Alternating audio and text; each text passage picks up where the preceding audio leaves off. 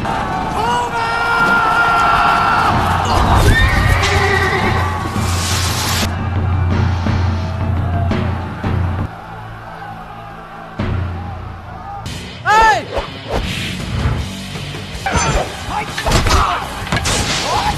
guys, selamat datang kembali di channel Broview Series. Masih bersama saya Stephen yang akan menjelaskan alur cerita filmnya. Kali ini saya akan menjelaskan alur cerita film yang berjudul Taichi Zero. Film ini mengisahkan tentang pemuda jenius yang Lu Chan melakukan perjalanan ke desa Chen untuk mempelajari rahasia terlarang seni bela diri. Dengan cepat dia belajar, akan tetapi desa tersebut diancam oleh batalion tentara yang tangguh bernama Stimpang. Para penduduk desa menyadari bahwa untuk menyelamatkan rumah mereka harus percaya dengan ilmu bela diri atas pengetahuan mereka tentang Tai Chi. Seperti apakah kisahnya? Langsung saja, sebelum masuk ke ceritanya seperti biasa siapkan apa? Ya tentunya Kopai dan Udbray untuk menemani kalian dalam menonton alur cerita film ini. Dan sekarang kita masuk intro.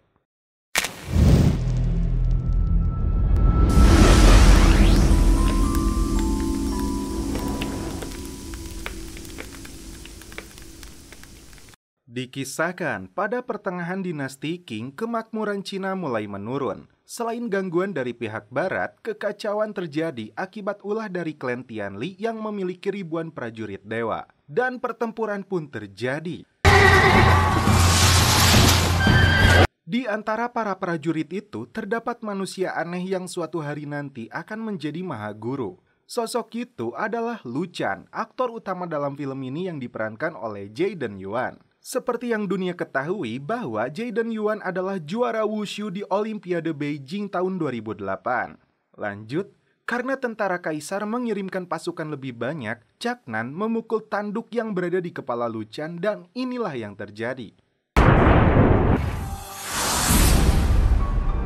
Kisah Lu Chan berawal dari 18 tahun yang lalu. Dia terlahir dari perut ibunya dengan cara yang tidak biasa. Yang Lu Chan, yang artinya manusia aneh, terdapat sebuah tanduk di kepalanya. Ibunya begitu menyayangi Lu Chan, berbeda dengan ayahnya yang selalu tidak peduli kepada anaknya ini. Hingga Lu Chan harus makan dedaunan. Lu Chan kecil begitu bersemangat saat menyaksikan pertunjukan kungfu di sebuah pasar. Dia sempat dibuli oleh teman-teman sebayanya. Lu Chan seketika bangkit ketika salah satu dari mereka memukul tanduknya. Anehnya, Lu Chan dapat dengan cepat mempraktekkan jurus kungfu yang baru saja dia lihat dari pendekar ini. Di saat yang sama, ibu Lu Chan kepergok sedang mencuri uang suaminya sendiri. Padahal dia lakukan itu untuk anaknya sendiri. Tak kuat dengan perlakuan suaminya, ibu Lu Chan memilih untuk membenturkan kepalanya. Dia pun dilempar keluar oleh suaminya. Di saat yang sama, Guru Zhao Kanping sedang mengikuti Lu Chan karena melihat bakat terpendam dalam diri Lu Chan. Tanduk di kepalanya itu dikenal sebagai 3 bunga mahkota. Kebanyakan dari ahli kungfu tidak dapat mencapai tahap ini, meskipun sudah berlatih selama 10 tahun. Bisa dipastikan Lu Chan akan mendapat masa depan yang gemilang. Guru Zhao berjanji akan mendidiknya. Dan saat itulah ibunya menghembuskan nafasnya yang terakhir. Kembali ke scene awal. Terungkap, Guru Zhao ternyata adalah pimpinan klan Tianli yang merekrut pasukan dengan berpura-pura menjadi penghibur jalanan. Setelah kakak seperguruannya memukul tanduk di kepala Lu Chan, saat itulah dia menunjukkan seluruh kekuatannya. Satu pukulannya dapat menghempaskan 10 prajurit musuh. Setelah peperangan berakhir, Lu Chan yang lemah dibawa kembali ke markas Tianli. Tetua Dong diperintah untuk melakukan perawatan kepada harta karun dari klannya ini. Tabib tua ini menasehati Lu Chan agar tidak ada seorang pun menyentuh tanduk mahkotanya agar dia tetap hidup. Guru Zhao hanya peduli pada perang dan kekuasaan, namun tidak memikirkan sedikit pun nyawa orang lain. Yang dia pedulikan hanyalah kekerasan fisik yang justru membuat tanduk Lu Chan berubah menjadi ungu. Lu Chan dipastikan akan mati jika tanduknya berubah warna menjadi hitam. Menguasai ilmu tenaga dalam yang lembut jauh lebih baik baginya daripada fisik semata. Desa keluarga Chen adalah tempat yang tepat untuk dirinya berlatih. Tiba-tiba, Zhao muncul dan melarang Lu Chan untuk mendengar ocehan tabib ini. Tak disangka, tabib tua ini berhasil mengalahkan pimpinan klan dengan 3 jurus kungfunya yang dia curi dari keluarga Chen. Di malam harinya, Lu Chan tidak bisa tidur karena meresapi perkataan tabib tua Dong untuk menimba ilmu energi tenaga dalam dari keluarga Chen. Dan tiba-tiba pasukan kerajaan menyerang klan ini. Tabib Dong ikut menjadi korban. Sebelum tewas, dia menyuruh Lu Chan untuk pergi menemui guru Chen Changxing. Kakak seperguruannya Caknan ikut tewas terbakar bersama ratusan anggota klan Tianli lainnya. Singkat cerita, setelah melakukan perjalanan panjang melewati bukit dan pegunungan, Lu Chan sampai di desa keluarga Chen.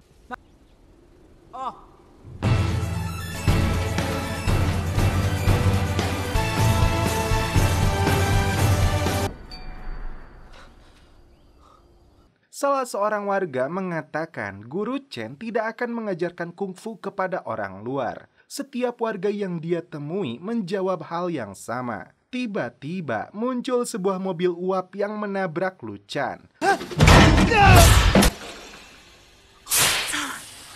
Seorang wanita cantik bernama Chen Yuniang, anak dari guru Chen, melihat keadaan Lu Chan.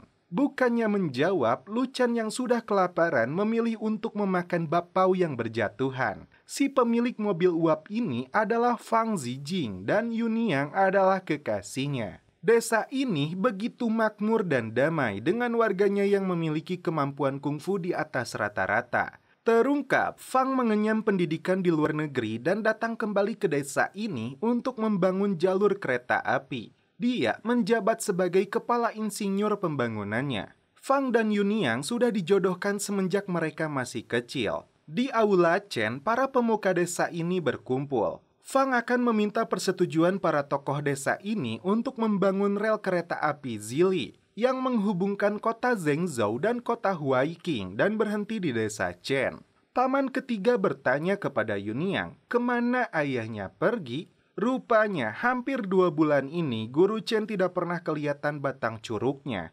Yuniang begitu semangat membantu calon suaminya meyakinkan warga desa tentang pembangunan kereta api ini yang membawa kebanggaan bagi desa mereka. 2 kakak dari Yuniang sebenarnya tidak begitu menyukai kepribadian Fang yang melupakan jati dirinya sebagai orang Cina dengan bergaya ala barat. Fang kemudian menjelaskan manfaat dari pembangunan kereta ini.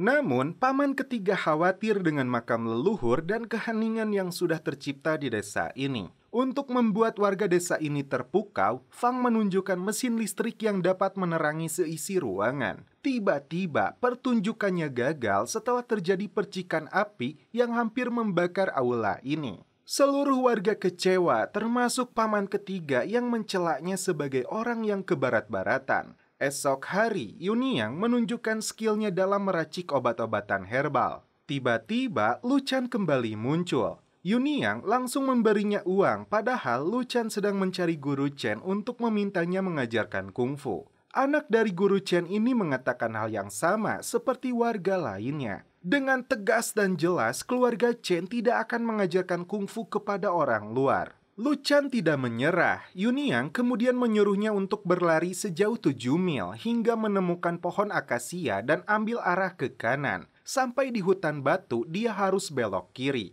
Ketika menemukan Gunung Wuliang, di sanalah guru Chen menyepi. Saat Yuniang dan para ladies sedang menikmati kopai Inggris, tiba-tiba Lu Chan sudah kembali. Padahal Yuniang memperkirakan Lu Chan akan membutuhkan waktu 2-3 hari. Lu Chan yang kecewa karena tidak menemukan guru Chen terlibat perkelahian dengan Yuniang. Saat itulah untuk pertama kalinya Lu Chan memperhatikan kemampuan dari Yuniang. Akibatnya Lu Chan terbanting jatuh ke dalam sungai. Di gua sungai rahasia, Lu Chan ditemukan dan digantung seseorang yang dijuluki buruh tua. Ini dilakukan untuk menghentikan pendarahannya.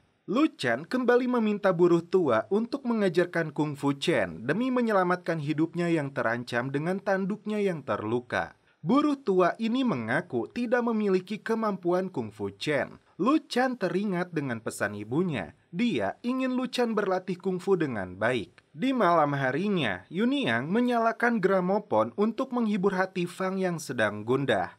Rupanya, Fang sangat berambisi untuk menyelesaikan pembangunan rel kereta api selama 10 hari sesuai janjinya kepada gubernur. Yang mengejutkan, Fang menghancurkan gramofonnya sekaligus mematahkan hati Yuniang. Terlihat seseorang mengawasi Yuniang dari lokasi tersembunyi. Luchan kembali menemui Yuniang di kantor pos desa ini. Setelah mendapat pukulan, Luchan memperhatikan jurus surai yang digunakan Niang. Meskipun berkali-kali mendapat pukulan, Luchan tidak menyerah. Terlihat buruh tua memperhatikan pertarungan mereka.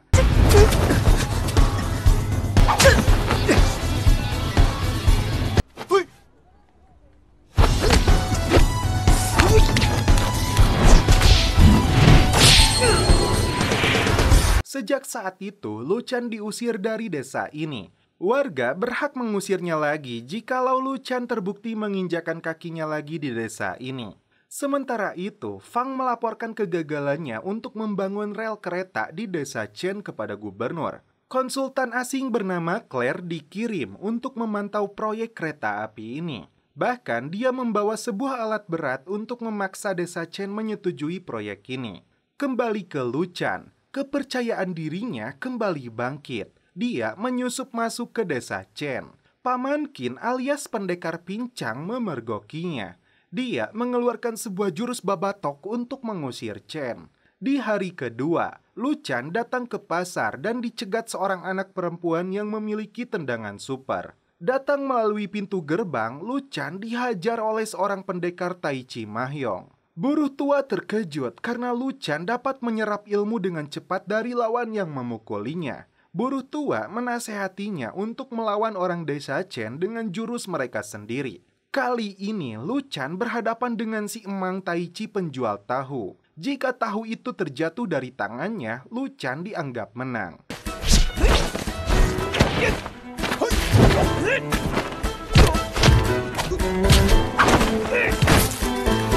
Setelah beberapa kali mendapat pukulan dan tendangan, Luchan kembali bangkit. Kali ini dia menunjukkan jurus yang sama dari lawannya.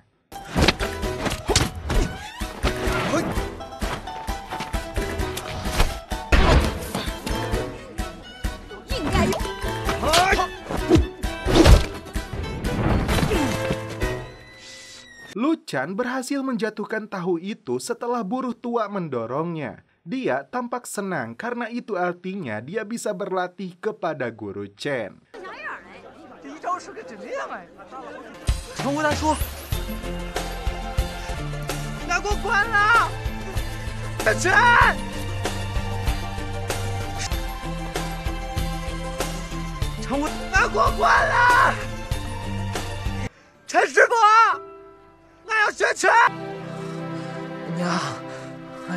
Tiba-tiba tanah bergetar, genteng pun berjatuhan. Claire dan Fang datang kembali membawa mesin penghancur yang menggunakan bahan bakar batu bara.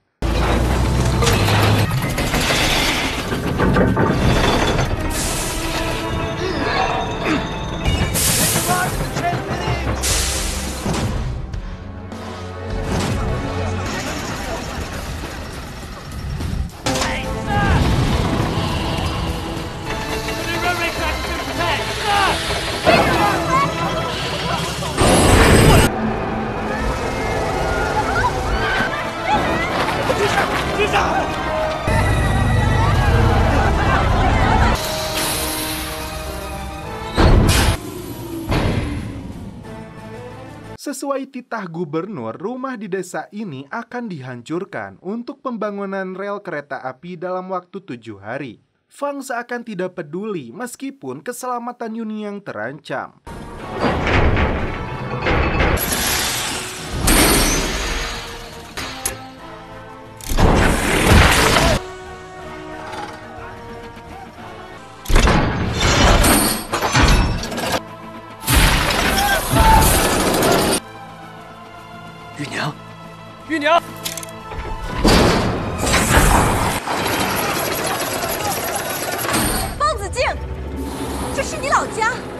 Pembangunan rel kereta api terus berlanjut.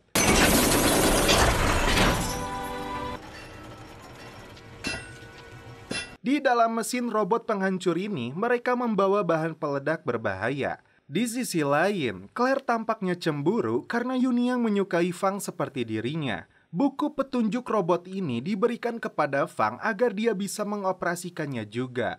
Buruh tua rupanya memperbaiki gramofon milik Yunyang yang dilempar oleh Fang. Dia menugaskan Luchan untuk menyelinap masuk ke dalam troi besi itu dan menghancurkannya dari dalam. Jika berhasil, Luchan akan dianggap pahlawan oleh warga Chen dan imbasnya dia tidak akan mengalami kesulitan untuk berlatih kungfu Chen. Malam hari, Fang datang membawa buku manual robot itu ke tenda Claire. Di saat yang sama, Yunyang diam-diam mengawasi mereka dari atas. Dia melihat buku manual robot yang diletakkan oleh Fang. Yang membuatnya sakit hati, ternyata Fang dan Claire telah menjalin kisah asmara mereka sejak kebersamaan mereka di negeri barat. Dan setelah itu mereka pun celepot. Yunyang yang sakit hati langsung turun memergoki mereka sekaligus mencuri bukunya. Esok hari, Yunyang memaksa tukang pos untuk menerjemahkan tulisannya. Sementara itu, Luchan memberikan gambaran dari dalam troi itu yang telah dia lihat sebelumnya. Luchan ditugaskan untuk menyelinap masuk melumpuhkan penjaga, kemudian membuat macet roda giginya dengan besi yang dia bawa. Saat dia gagal, Luchan melakukan pengepungan dan tidak sengaja satu kotak dinamit terjatuh.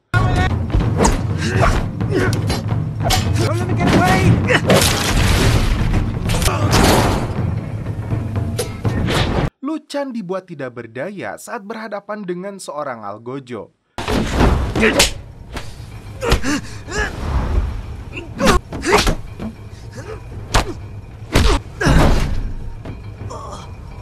Beruntung, Yunyang datang menyelamatkannya. Kini, mereka harus mencari sumber roda gigi untuk menghentikan mesin penghancur ini. Tak diduga, seorang penjaga berhasil menyalakan alarm. Claire dan Fang langsung datang memergoki Yunyang. Mereka terlambat karena Yunyang lebih dulu memasukkan besi untuk memicu kehancuran robot ini. Dan akhirnya ledakan besar pun terjadi.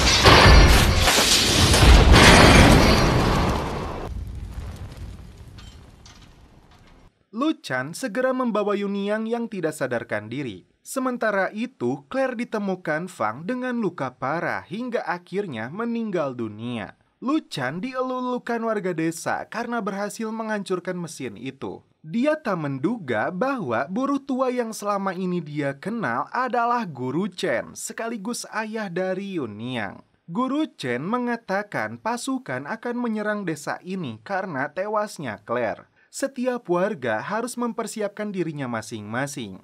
Saat pasukan itu tiba, asap racun menyelimuti desa ini untuk membuat mereka berhalusinasi. Warga Chen melemparkan buah-buahan dan sayuran untuk melumpuhkan prajurit. Jagung, lobak, petai hingga jengkol pun jadi, tidak terkecuali sambal dan asinnya.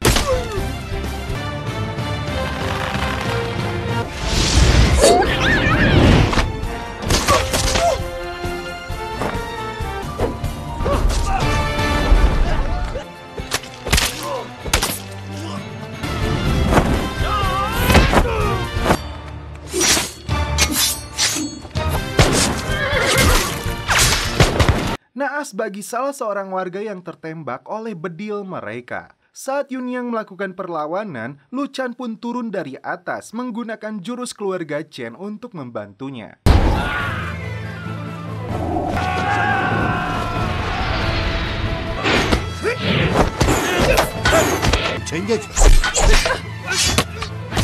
Luchan mengorbankan dirinya untuk menyelamatkan Yunyang.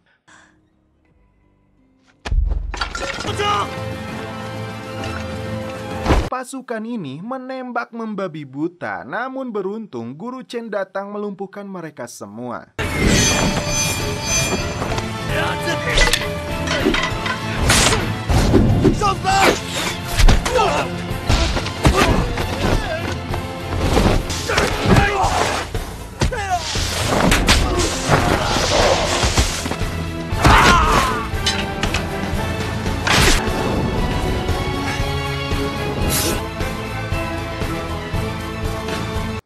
Tentara kerajaan ini akhirnya kabur melarikan diri dari desa Chen. Dan ini hukuman yang diberikan guru Chen kepada Fang.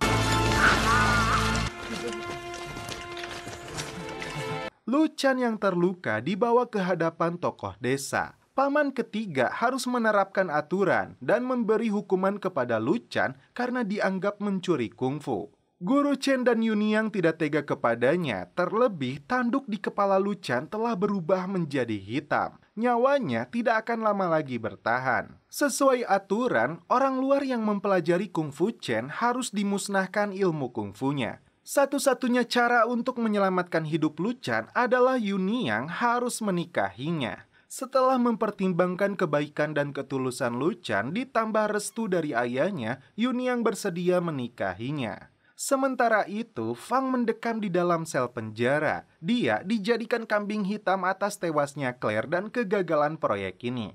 Yuniang dan Lu Chan akhirnya menggelar pesta pernikahan. Tiba-tiba, dua pendekar datang ke desa ini yang disambut oleh Paman Qin. Dan setelah itu film pun berlanjut ke sequel selanjutnya.